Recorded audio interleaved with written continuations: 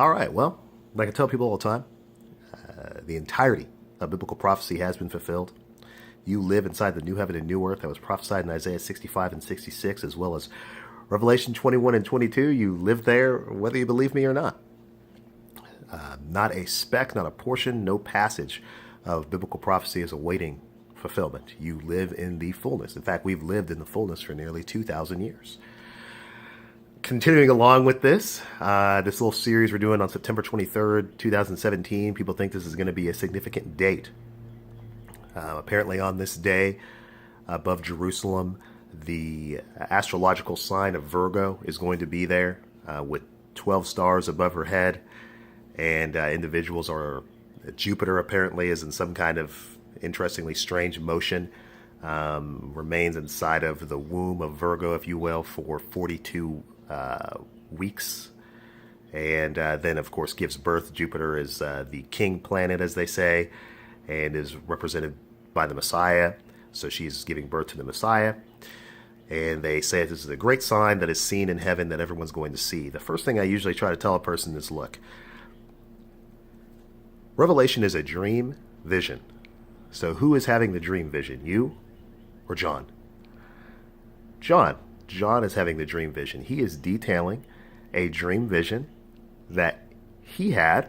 He's detailing that dream vision to you, the reader. This is not camcorder footage that you are going to see happening ever at all.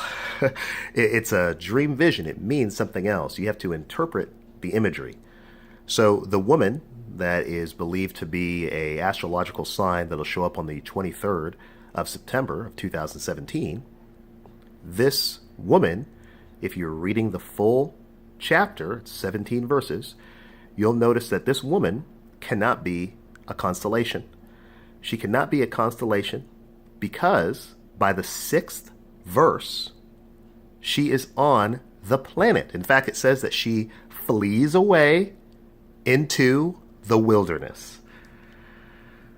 And then, of course, it also says that she's protected there for 3.5 years. You know, the 3.5 motif that continues throughout Revelation. It's very interesting, that 3.5 years.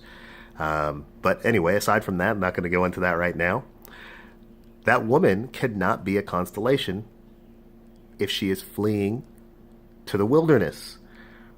The only way she can be a constellation is for you to also find something in space to, correlate with the wilderness.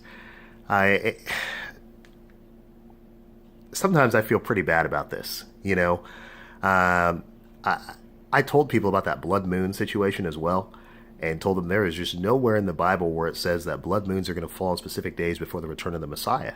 I used to believe the events were in the future, and I knew that the blood moon thing was garbage, as it's been evidently shown. I think the fulfillment was actually September 23rd, 2015.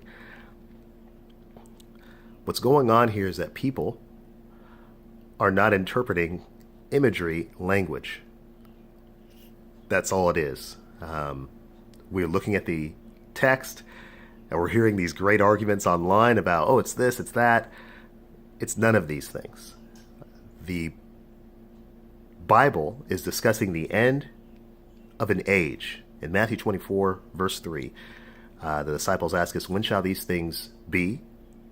What is the sign of your coming and of the end of the world? The word world is translated from the Greek word aeon, which is where we get our word eon, which is an era, a time period, an epoch, or an age.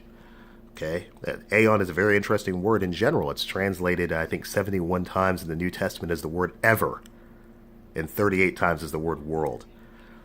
So the question to ask is, do you live in the same age as the people that lived in the Bible? And the answer is no, you do not live in the same age. The big difference between you, the person alive today, and the people that lived in the Bible is that they offer animal sacrifices to God. And you don't. The age that they lived in ended 2,000 years ago. Revelation is detailing the passage of that age, which is also the passage of heaven and earth. The passage of that age took place in 70 AD at the destruction of the temple, because there is no need for a temple when the temple is human beings. Jesus being the chief cornerstone, the foundation being the prophets and the apostles. We are all being built into a house. It's a spiritual temple. And that's all there is to it. The passage of heaven and earth took place, and this sign of Revelation 12, a woman in space, is soon to again be shown to be a false prophecy, a false prediction. And the reason it's false is because it's not even being read according to there's only 17 verses in the chapter. By verse 6, the woman is in the wilderness. There's no way to carry the constellation motif any further than the first 2-3 verses. After that, there's no way to tie it together. And that's really all there is to it, guys. I've got several articles up on lastdaysrevealed.com. And yeah, we'll see you later.